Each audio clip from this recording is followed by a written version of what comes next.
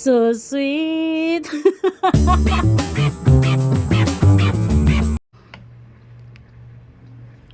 Hi, all life, another video, another share guys, another POV. So ngayon magbibigay tayo ng point of view. Hala, ang sexy naman ng person. Pero syempre bago ang lahat, bago tayo pupunta sa exciting part, oy, magulat ka. Magulat ka muna.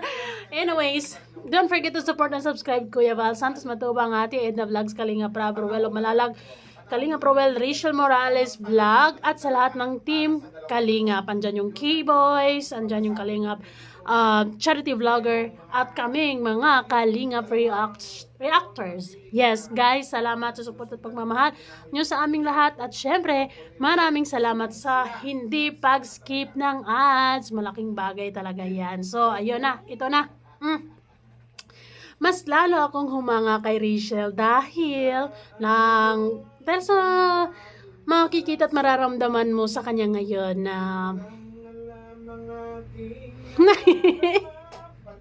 hoy, nagpapasexy na ang person.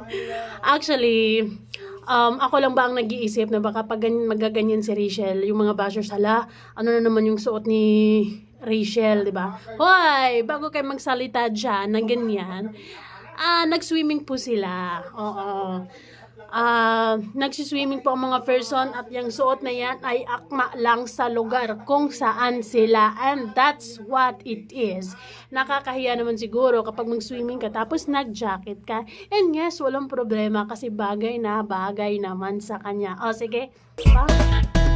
Watch it.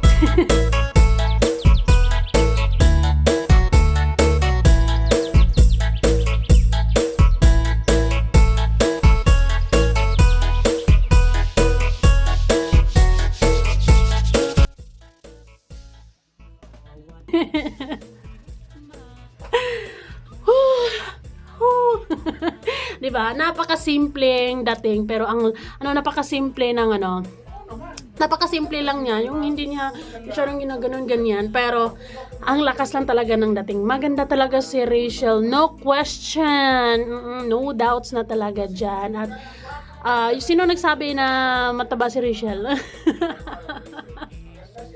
Oy, bagay na bagay sa kanya yung na yan, yung 3-in-1 actually yan kasi meron ng bra at saka yung parang panty short at saka yung black na yan. Actually parehas kami. Meron din ako niyan. Sinusuot ko yan ng mga panahong payat pa ako.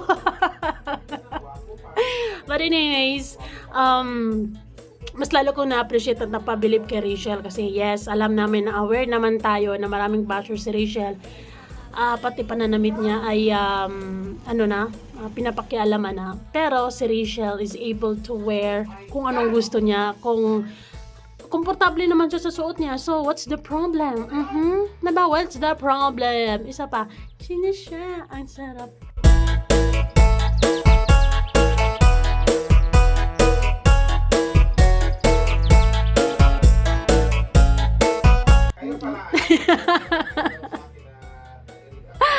Ay, in fairness, ang ganda naman kasi din ni Trixie. Iba talaga ang datingan ng mga Morales. Ay, Trixie, ang sexy naman. Yes, bumilib ka kay Rachel dahil dapat ganun naman dapat yung mindset natin. Yung tipong, maging masaya ka lang, or yung opinion ng iba dapat hindi mo masyadong iisipin. As long as you're happy, as long as wala kang inaapakan tao, just wear what you want to wear. Diba? Wear. Okay. I cannot. Ang ganda lang talaga niya, guys. At bagay na bagay sa kanya, yes. Why not? Bawal pa magtupi si Rachel. Maiinggit na naman ang mga bashers dyan, lalo na kapag hindi mo kayang magsuot ng tupis. Ako wala naman talaga akong lakas ng loob na magsuot ng mga ganyan kasi I am not comfortable with my looks. Pero bilib na bilib ako sa mga babae na nagsusuot ng mga tupis. Yung confidence nila umaapaw, lalo na yung hindi masyadong sexy. yung chubby, yung mga matataba pero nagtupi sila. Believe na believe ako, I want to grab that confidence for myself also. Kaya gustong-gusto ko talaga na gustong-gusto ko si Rachel na magsuot ng mga sexy, kung anong mga pormahan na gusto niya, yung mga magka-crop top siya. Anyways, basher's opinion doesn't matter. So, dapat lang ganun, di ba? Kasi kung magpapadala ka sa mga sinasabi ng mga bashers, wala kang makukuha, wala kang mararating. Kasi, kahit na anong susuotin mo, magbalot ka man dyan, from head to foot, as long as basta hindi ka nila bet, hindi ka nila gusto, i-judge at i-judge ka nila. So, Rachel, celebrate the sexiness na meron ka, di ba? If you have it, flaunt it. Ika nga, di ba? So, yan. I like the confidence na meron si Rachel ngayon. Dapat meron tayong ganang confidence. I like pero yung beauty naman kasi hindi tayo katulad ni Rachel. Sa Rachel kasi, sa totoo lang, yung kahit anong isusuot niya, yung kahit anong iraramba niya, bagay na bagay sa kanya. Kasi, like for example, kung hindi man maganda yung damit, guys, yung mukha, jusang-jusa, napaka angelic face. Okay, ganyan yung idol namin, loading, no? Maganda, sexy, responsable, mabait, matulungin. Mapagmahal sa mga fans, mapagmahal sa pamilya, mapagmahal kay Roel. Mahal kita, yan ay totoo, honey, my love, so sweet. Ay nako, nakakaloka. Pero yes guys, sa mga bashers dyan, dapat igayahin nyo si Rachel. Yung just be yourself, just be happy and feel the moment. Ay, nasa happy era kasi si Rachel ngayon, 'di ba? Yung super blessed siya, talagang binigyan pa siya ni Lord ng taong ka-vibe niya.